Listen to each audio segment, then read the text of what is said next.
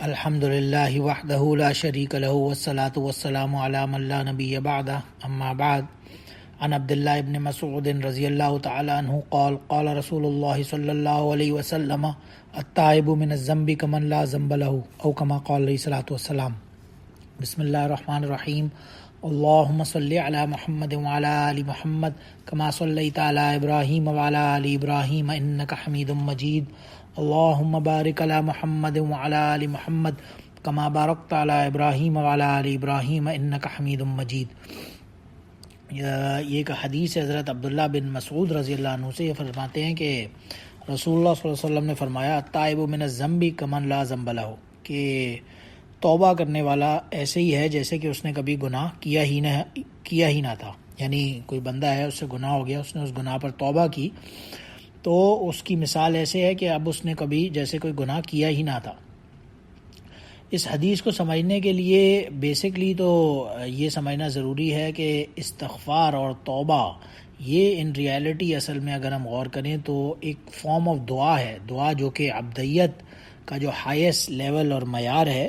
اسی کی ایک قسم استغفار بھی ہے، کیونکہ اس میں اللہ سبحانہ و تعالیٰ سے دعا مانگی جاتی ہے کہ اللہ میرے گناہ پر مجھے معاف فرما دے، اور گویا یہ اس کے دعا ہی کے ایک لوازم میں سے ہے، ایک سارٹ آف۔ اس کی جو حقیقت ہے، توبہ کی جو ریالٹی ہے، اس کو سمجھنے کے لیے سمجھنا ضروری ہے کہ جو بھی کسی انسان سے، ظاہر ہے ہم سب گناہ گار ہیں اور خطا کار ہیں، اور ہم سے آئے دن میں بلکہ کتنی مرتبہ کتنے گناہ ہو جاتے ہیں اور نافرمانیاں ہوتی ہیں، یا بہت سارے ناپسندیدہ عمل ہم سے سرزد ہو جاتے ہیں۔ تو ان سب پر ان کے برے انجام کے خوف کے ساتھ اس پر دلی رنج و ندامت ہو اور ریگریٹ ہو، اور اسے آئندہ نہ کرنے کے لیے، اس سے بچنے کے لیے اور اللہ سبحانہ و تعالیٰ کی فرما برداری کی ایک عزم ہو، ایک کمٹمنٹ ہو، تو اس عزم کا نام کے ساتھ جو بندہ فیصلہ کرتا ہے، یہ ان ریالٹی توبہ ہے۔ بس یہ جو دل کے اندر جو ایک ریگریٹ ہے اور اس آئندہ وہ غلطی نہ ریپیٹ کرنے کا جو ریگریٹ ہے اور اس پہ جو ایک کمٹمنٹ ہے، اس کا نام ہی دراصل توبہ ہے۔ جیسے کہ آتا ہے کہ توبہ ندمت التوبہ، یہ جو ندامت ہے، جو ریگریٹ ہے، اسی کا نام اصل میں توبہ ہے۔ تو بہرحال یہ بالکل جو دعا کے اندر بھی جو اس کا ہائیسٹ لیول آف عبدیت ہے، دعا جسے مخ العبادہ یعنی کہ عبادت کا مغز، برین کہا گیا، اس کے بھی جو ہائیسٹ لیول ہے وہ دراصل یہی توبہ ہے، کیونکہ رسول اللہ صلی اللہ علیہ وسلم کی حدیث میں آتا ہے لیس اکرم علی اللہ من الدعاء، لیس شیء اکرم علی اللہ من الدعاء، اللہ کے نزدیک دعا سے بڑھ کر تو کوئی چیز ہے ہی نہیں۔ اور اس دعا کے اندر بھی کیونکہ استغفار اور توبہ کے وقت جو بندہ ہے وہ اپنے اس گناہ کا اس کے اوپر ریگریٹ کا ایک احساس ہوتا ہے اور اس کے اوپر ندامت ہوتی ہے، اور اس کی وجہ سے جو اللہ سے اس کیپیسٹی میں اب وہ دعا مانگ رہا ہے، وہ اپنے آپ کو گلٹی سمجھ کر معافی مانگ رہا ہے اس پر، تو آئندہ اور وہ ریپیٹ غلطی نہ کرنے کے اوپر ایک کمٹمنٹ کر رہا ہے، تو اس وقت جو ایک اسپریچویلٹی، جو ایک مینٹل، ایک ایموشنل کیفیت استغفار اور توبہ کے وقت میں ہوتی ہے، وہ کسی دوسری بھی دعا کے وقت ہو ہی نہیں سکتی، ایک نیچرل سا فینومینن ہے۔ تو اس وجہ سے اسے یہ کہا جا سکتا ہے کہ ہائیسٹ لیول آف بالکل عبدیت جو دعا ہے، اس کا بھی ہائیسٹ لیول یہ استغفار اور توبہ ہے۔ تو اب اس حدیث کے اندر بھی اسی کی پاور کو بتایا گیا۔ یہ جو بندہ اس وقت جو توبہ کرتا ہے، یہ ایسے ہے جیسے اس نے کبھی گناہ کیا ہی نہ تھا، اور یہی وجہ ہے کہ جو جتنے بھی جو اللہ کے مقرب ترین لوگ ہیں، ان سے اس کا بہت زیادہ ایمپل کثرت کے ساتھ استغفار اور توبہ کی ہمیں ان کا معمول بھی نظر آتا ہے۔ خصوصاً ایون نبی کریم صلی اللہ علیہ وسلم کی روایت حضرت ثوبان رضی اللہ عنہ کے حوالے سے مشہور، جس میں نماز کا سلام پھیرتے ہی نبی کریم صلی اللہ علیہ وسلم 3 مرتبہ استغفر اللہ استغفر اللہ استغفر اللہ کہا کرتے تھے۔ تو یعنی ان کے اندر ایک احساس، ایون دو انبیاء جو ہوتے ہیں وہ تو معصوم ہیں، ان سے تو گناہ ہو ہی نہیں سکتا، تو پھر بھی معصوم ہونے کے باوجود استغفار کرنا، اس کا لیول، جو اس کا سٹیچر ہے توبہ کا، وہ ہمیں یہاں پہ ڈیفائن کرتا ہے۔ اور ایون ایک دوسری روایت میں آتا ہے، حضرت ابو ہریرہ رضی اللہ عنہ فرماتے ہیں کہ رسول اللہ صلی اللہ علیہ وسلم نے فرمایا واللہ انی لا استغفر اللہ واتوب الیہ من الیوم اکثر من 70 مرہ، کہ میں 70 دفعہ سے زیادہ اللہ سے توبہ و استغفار کرتا ہوں۔ ایک دوسری روایت میں اتوب الیہ فی الیوم 100 مرہ کا الفاظ بھی آتے ہیں، توبوا الی اللہ فانی اتوب الیہ فی الیوم 100 مرہ، یعنی 100 مرتبہ استغفار میں کرتا ہوں، تم لوگ بھی اللہ سے استغفار کیا کرو، کیونکہ میں بھی اللہ سے اتنی مرتبہ استغفار کرتا ہوں۔ بہرحال کہ بعض روایات میں یہ 70 اور 100 اور اس طرح کے ڈفرینٹ فگرز بھی آتے ہیں۔ ایک دوسری روایت میں ابن عمر رضی اللہ عنہ کی آتا ہے کہ انا کننا لنعد رسول اللہ صلی اللہ علیہ وسلم فی المجلس، ایک مجلس کے اندر، یعنی ابن عمر رضی اللہ عنہ فرما رہے ہیں کہ ایک مجلس میں کبھی ہم جو گیدرنگ میں بیٹھے ہوتے تھے تو وی یوز ٹو نوٹ کہ نبی کریم صلی اللہ علیہ وسلم جو ہے وہ رب اغفر لی وتب علی وانک انت التواب الرحیم یا التواب الغفور 100 مرہ، یہ 100 مرتبہ پڑھا کرتے تھے، 100 مرتبہ ایک ہی ود ان ون سٹنگ نبی کریم صلی اللہ علیہ وسلم استغفار کر لیا کرتے تھے۔ اور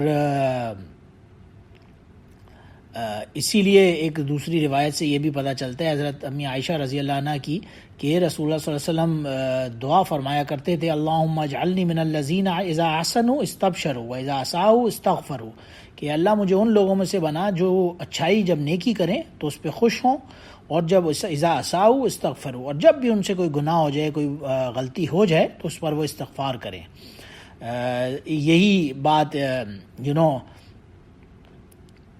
کسی بھی بندے کے لیے اس کے اچھے اعمال کی توفیق ملنا، آف کورس یہ بھی اللہ کی طرف سے، یہ اللہ کا ایک فضل ہے، جیسے کہ سورہ یونس کے اندر آتا ہے قل بفضل اللہ وبرحمتہ فبذلک فلیفرحوا، یہ اللہ کا کے فضل اور اس کی رحمت اور عنایت اور اس کے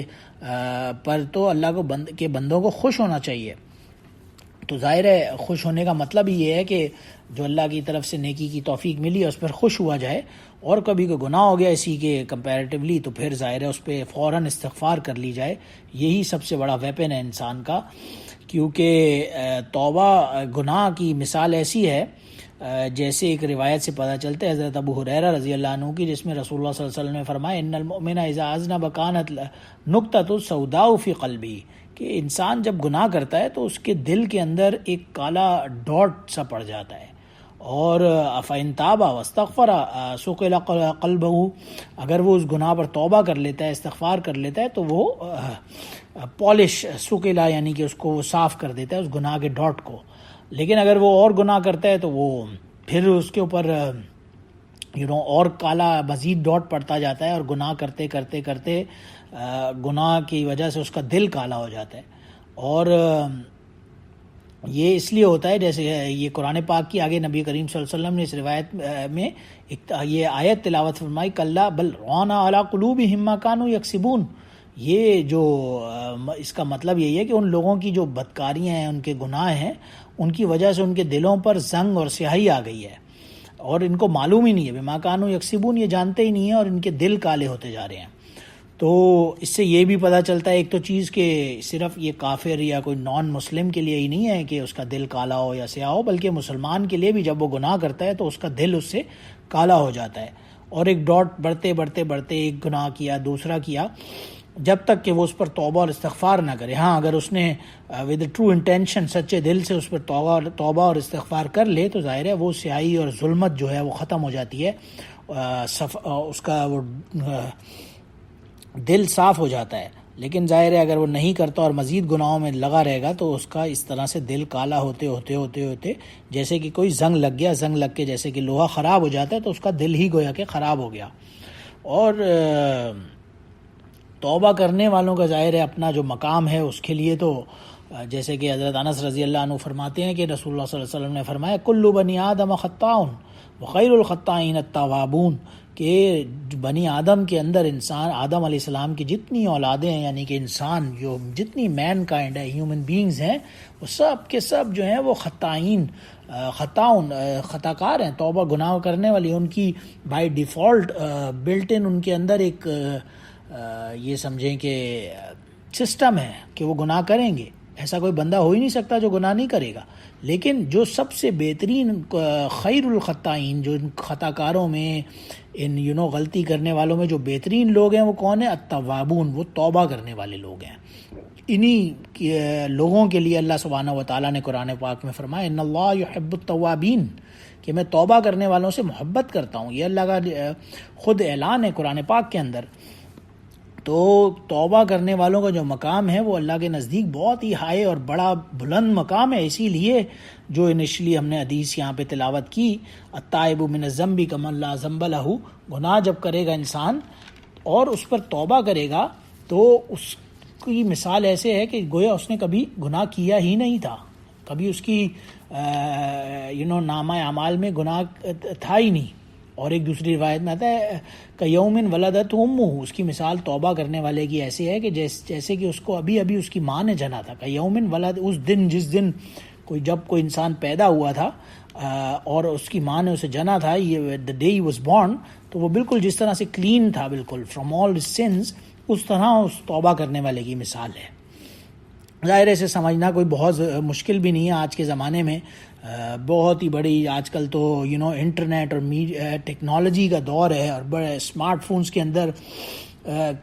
آج سے کچھ سال پہلے تو یہ امیجنیشن میں بھی نہیں آ سکتا تھا. بٹ آج اگر ہم دیکھتے ہیں تو ایم بیز اور جی بیز ہی نہیں بلکہ ٹیرا بائٹس کی میموریز، ایون چھوٹے چھوٹے سیل فون، اسمارٹ فونز کے اندر آج کل تو 256 جی بی کا یہ فون ہے. اور پھر لیپ ٹاپس اور کمپیوٹرز، اور ان کے اندر ٹیرا بائٹس اور گیگا بائٹس اور پتہ نہیں کتنی میموریز ہیں، اتنے بڑے بڑے فولڈرز ہیں. لیکن ایک اس پورے فولڈر کے اوپر ڈبل کلک کیا جائے یا رائٹ کلک کر کے اس کو ڈیلیٹ کا ایک بٹن صرف پریس کیا جائے، وہ پورا فولڈر ڈیلیٹ ہو جاتا ہے. تو اس کی مثال بھی ایسے ہی ہے. جتنے گناہ کیے ہوئے ہیں، لو بلغت الذنوب کعنان السماء، یہ اللہ سبحانہ و تعالیٰ ایک حدیث قدسی میں فرماتے ہیں کہ تم گناہ کرتے جاؤ لو بلغت الذنوب کعنان السماء، اور اس کو آسمان کی چھت سے لگا دو. یعنی کوئی ہے بندہ ایسا جو اتنے گناہ کیے ہوں، وہ کرتے پوری زمینیں بھر جائیں، پوری دنیا، سارے 7 سمندر، سب کچھ اس کے گناہوں سے بھر دیا جائے، آسمان کی چھت تک، 7 زمین 7 آسمان اس کے گناہوں سے کسی انسان کے بھر جائیں. ایسا تو کوئی ہو ہی نہیں سکتا. کتنا بڑا کون گنہگار ہوگا؟ اتنے گناہ تو کسی کے شاید ہوں ہی نہ اللہ کی فضل و کرم سے. لیکن اللہ سبحانہ و تعالیٰ کی حدیث قدسی میں ارشاد ہوتا ہے کہ تم کرو اتنے گناہ کے آسمان کی چھت سے، عنان السماء، آسمان کی چھت سے لگا دو. ثم استغفرتنی غفرت لک لا ابالی، پھر ایک مرتبہ بولو یا اللہ میری توبہ. استغفار ایک مرتبہ دل سے کرو، میرے سے توبہ مانگو اپنے اس گناہوں پر. میں ثم استغفرتنی غفرت لک لا ابالی، مجھے کوئی پرواہ نہیں ہے. I would just press that delete button. ایک اس جتنی بھی میگا بائٹ کیا ہوں، گیگا بائٹس ہوں، ٹیرا بائٹس ہوں، ایک میں نے ڈیلیٹ کا بٹن دبانا ہے تمہارے گناہوں پر، سب کا سب اریز، سب ختم. مجھے کوئی لا ابالی، اللہ کہتا ہے مجھے تو کوئی پرواہ بھی نہیں تمہارے گناہوں کی. سبحانہ و تعالی. تو ظاہر ہے اس کا بہت بڑا ایک مقام ہے. اور اللہ سبحانہ و تعالیٰ کی غفاریت جو ہے، جو اللہ کا معاف کرنا ہے، اس کے ظہور کے لیے اگر ایک سوچا جائے بالکل اس کو لاجکلی، تو اس کے لیے بھی یہ ضروری ہے کہ کوئی گناہ ہو اور وہ گناہ کرے اور پھر اللہ اسے معاف کرے. مثال کے طور پہ یہ خاص طور سے ایک ابو ایوب انصاری رضی اللہ عنہ کی روایت میں بہت بہترین اس کی ایکسپلینیشن ہمیں ملتی ہے. جب ان کی وفات کا وقت قریب آیا تو یہ فرماتے ہیں کہ میں ایک چیز تم لوگوں سے چھپائی ہوئی تھی جو میں نے رسول اللہ صلی اللہ علیہ وسلم سے سنی، اور میں تمہیں وہ بتاتا ہوں کہ لو انکم تذنبون لخلق اللہ خلقا یذنبون یغفر لهم، کہ اگر تم لوگوں میں سے کوئی بندہ ایسا ہو جو گناہ ہی نہ کرتا ہو تو اللہ سبحانہ و تعالیٰ ایک دوسری مخلوق بنائے گا خود اپنی مرضی سے جان بوجھ کر، تاکہ کوئی مخلوق ایسی ہو جو گناہ کرے اور پھر اس گناہ پر توبہ کرے. یہ اللہ کو اتنا پسندیدہ اللہ کے نزدیک عمل ہے. یعنی فرشتے ہیں ان جو گناہ کر ہی نہیں رہے، ان کے اندر گناہ کی کوالٹی نہیں ہے، صفت ہی نہیں ہے. تو اس سے بڑا مقام انسان کا وہ ہے کہ جیسے کہ ما ھذا بشر ان هو الا ملک کریم، کہ انسان وہ ہوگا جو ملک کریم بن جائے گا، فرشتوں سے بھی اعلیٰ مقام ہو جائے گا اس صحیح نیک اور خالص بندے کا. تو اللہ سبحانہ و تعالیٰ تو انسان کو بنایا ہی اس لیے کہ یہ گناہ گار ہے، یہ خطا کار ہے اور اس سے گناہ ہوگا، لیکن یہ اس گناہ پر کیونکہ جو توبہ کرے گا اس توبہ کی ایسی ایک اللہ کے نزدیک ایکسیپٹنس ہے اور پسند ہے اللہ کو کہ اللہ اگر کوئی اور مخلوق ایسی نہ ہو تو اللہ خود ایک مخلوق اور بنا دے گا جو گناہ کرے گا اور گناہوں پر توبہ کرے گا، اور اللہ کو یہ عمل اتنا پسند آتا ہے۔ یہ اس روایت سے بھی ہمیں غالباً پتہ چلتا ہے۔ بہرحال تو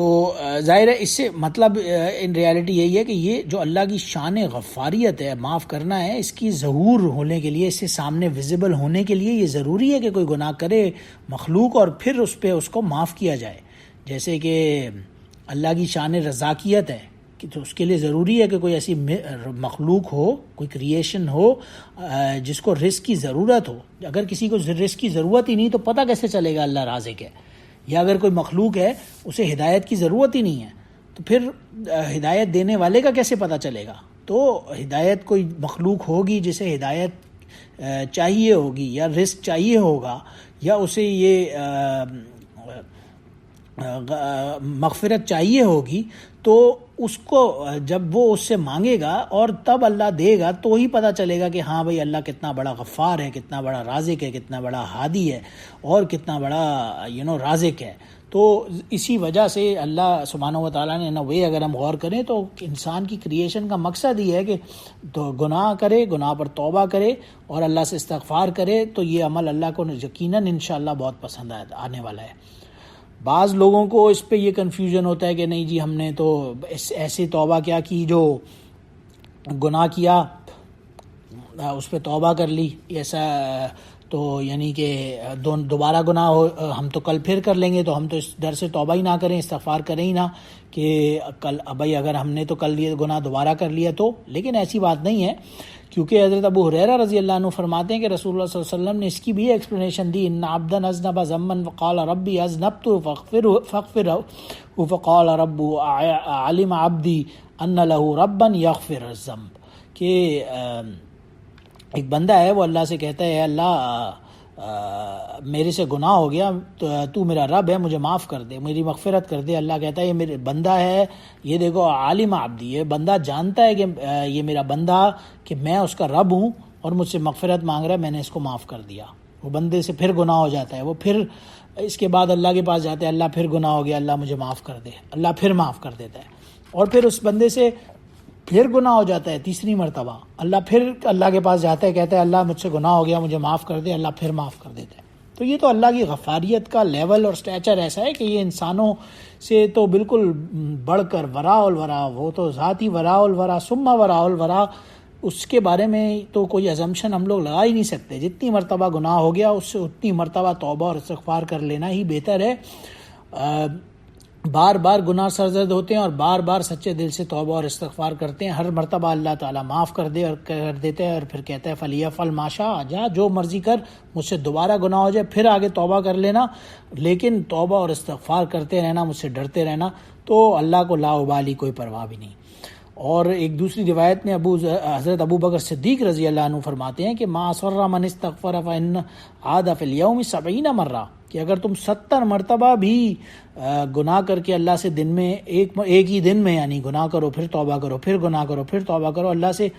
ایک ہی دن میں 70 ٹائمز گناہ کوئی کرو اور اس پہ توبہ کرو، اللہ سے معافی مانگو، تو تم پھر بھی اصرار کرنے والوں میں نہیں ہوگے تم، یعنی کہ پھر بھی اللہ سبحانہ و تعالیٰ تمہارے کو اس عمل کو قبول فرمانے والے ہوں گے۔ تو اللہ سے ڈرو مت، اللہ سے توبہ کرتے رہا کرو۔ اور یہ بھی لیکن اس سے ظاہر ہے یہ نہیں سمجھ لینا چاہیے کہ اب بندہ ہے بھائی میں تو گناہ کرتا ہوں اور میں توبہ کر لوں گا، میں اب کوئی بندہ گناہ کرنے پہ ڈھیٹ ہو جائے اور سوچے کہ جی مجھے تو کوئی ٹینشن ہی نہیں ہے، میں تو بھائی گناہ کروں گا اور پھر سے توبہ کر لوں گا، ایسی بات بھی نہیں ہے، کیونکہ ایک دوسری روایت میں آتا ہے ان اللہ یقبل توبۃ العبد ما لم یغرغر، جب تک یہ جو غرغرے کی کیفیت ہے، جو موت کے وقت حلق کی نالی میں جو بریدنگ جو پائپ ہوتا ہے انسان کے حلق کے اندر، اس کے نیک کے اندر، اس میں ایک سارٹ آف آواز کی کیفیت سی سارٹ آف پیدا ہوتی ہے مرنے کے وقت، جسے عربی زبان میں غرغر کہا جاتا ہے، اور اردو زبان میں غالباً اسے خرہ چلنا کہتے ہیں، لیکن بہرحال جو مرنے کے وقت کا جو سانس کی نالی پر جو غرغرے کی کیفیت ہے جب یہ آتی ہے، اس وقت اللہ سبحانہ و تعالیٰ توبہ کے بھی دروازے کو بند کر دیتے ہیں۔ تو اس سے پہلے ہی توبہ ہونا ضروری ہونے کا مطلب یہ ہوا کہ جتنا ہو سکے اللہ سبحانہ و تعالیٰ سے اپنے گناہوں پر سے بچا جائے، لیکن کبھی غلطی سے گناہ ہو بھی جائے تو اس سے توبہ کر لی جائے، کیونکہ قرآن پاک میں بھی بالکل کیٹیگوریکلی فرمایا گیا وَلَيْسَتِ التَّوْبَةُ لِلَّذِينَ يَعْمَلُونَ السَّيِّئَاتِ حَتَّى إِذَا حَضَرَ أَحَدَهُمُ الْمَوْتُ قَالَ إِنِّي تُبْتُ الْآنَ۔ یہ سورہ نساء کے اندر اللہ نے سبحانہ و تعالیٰ نے فرمایا کہ وہ بندہ جو گناہ کرتا رہتا ہے اور پھر اسے موت آ جاتی ہے، اس وقت آگے وہ کہے گا کہ انی تبتو، اب میں توبہ کرتا ہوں، تو اللہ سبحانہ و تعالیٰ اس وقت کی توبہ کو پھر قبول نہیں فرماتے۔ تو اس سے پہلے ہی گناہ پر توبہ کر لینا بہتر ہے، اور صرف اپنے لیے ہی نہیں بلکہ ایک دوسری روایت میں آتا ہے مرنے والوں کو لوگ بھی ایک توبہ اور استغفار کا اتنا فائدہ ہوتا ہے، یہاں تک کہ روایت سے پتہ چلتا ہے کہ جو میت ہے وہ اس کی قبر میں ایسی کیفیت ہوتی ہے جیسے وہ کسی دریا میں ڈوب رہی ہو، اور جب کوئی اس کا بھائی، اس کا بیٹا، اس کی اولاد کوئی اس سے توبہ یا استغفار اس کے لیے کرتا ہے تو وہ اس کے لیے گویا دنیا کے اندر جو جتنی بھی چیزیں ہیں ان سب چیزوں سے دنیا کے اندر رہنے اور بسنے والی جتنی بھی کریشنز ہیں ان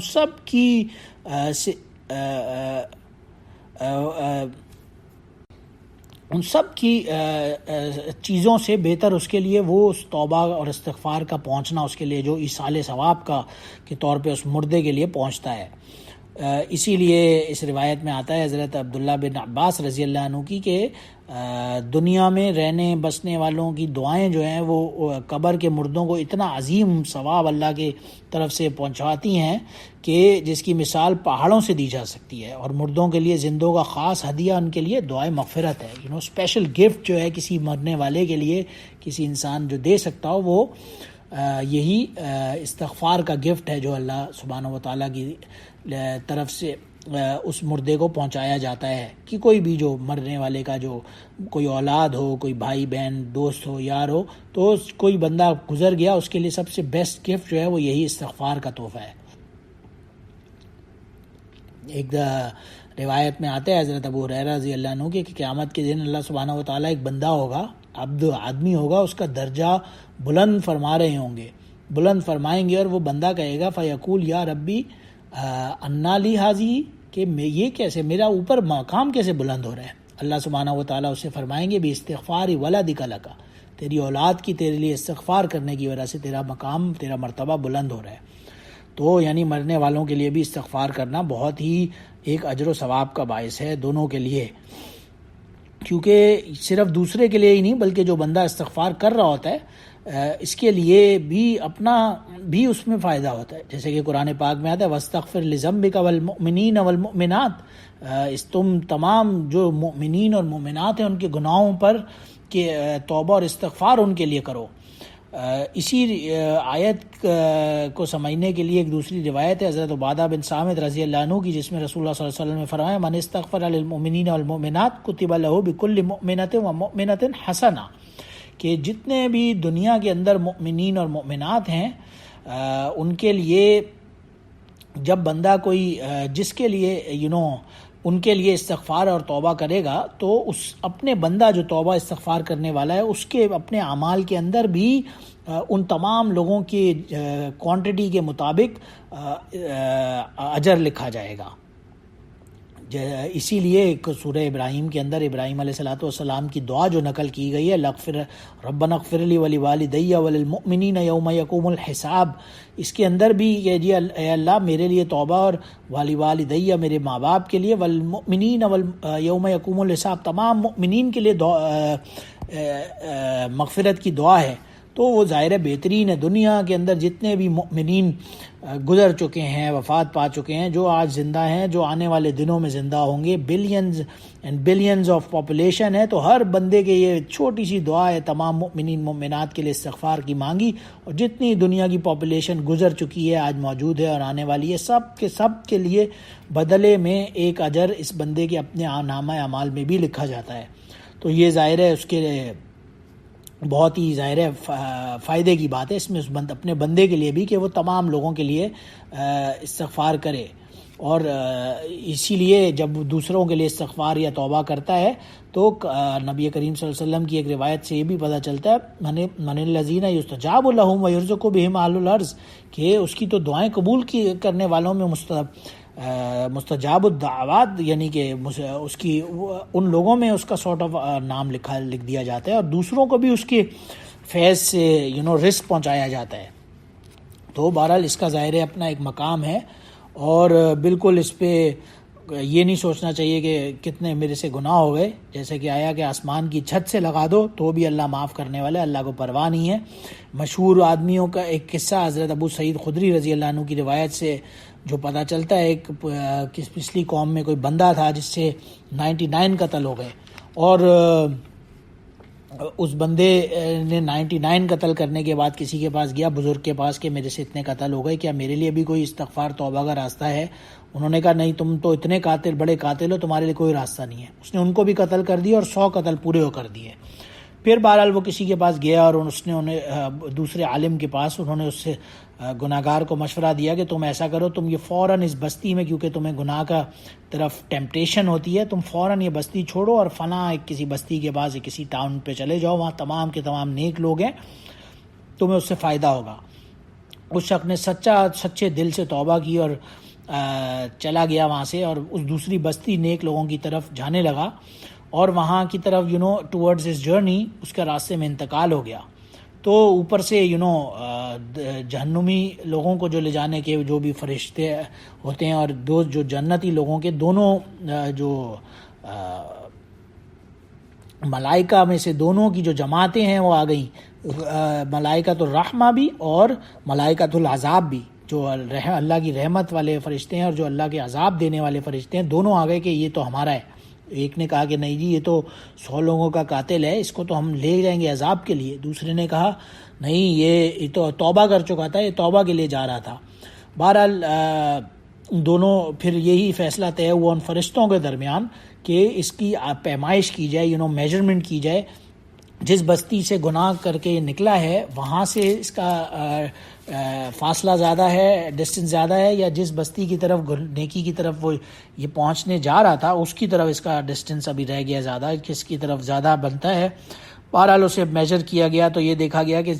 جس بستی کی طرف وہ جانے والا تھا نیک لوگوں کی، اس سے یہ تھوڑا قریب تھا اور اپنی بستی سے تھوڑا دور ہو چکا تھا.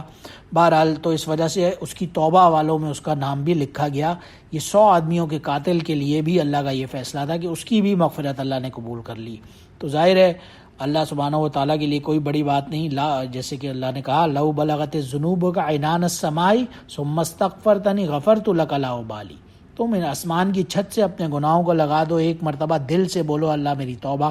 اللہ سب کے سب گناہ معاف کر دے گا، اور اللہ کو کوئی اس کی پرواہ بھی نہیں.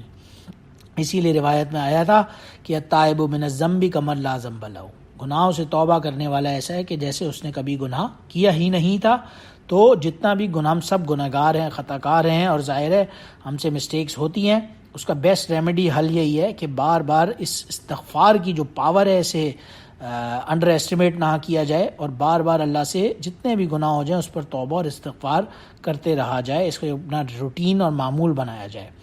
وآخر دعوانا الحمد للہ رب العالمین. سبحان ربک رب العزت عما یصفون وسلام علی المرسلین والحمد للہ رب العالمین. سبحانک اللہم وبحمدک اشہد ان لا الہ الا انت استغفرک واتوب الیک.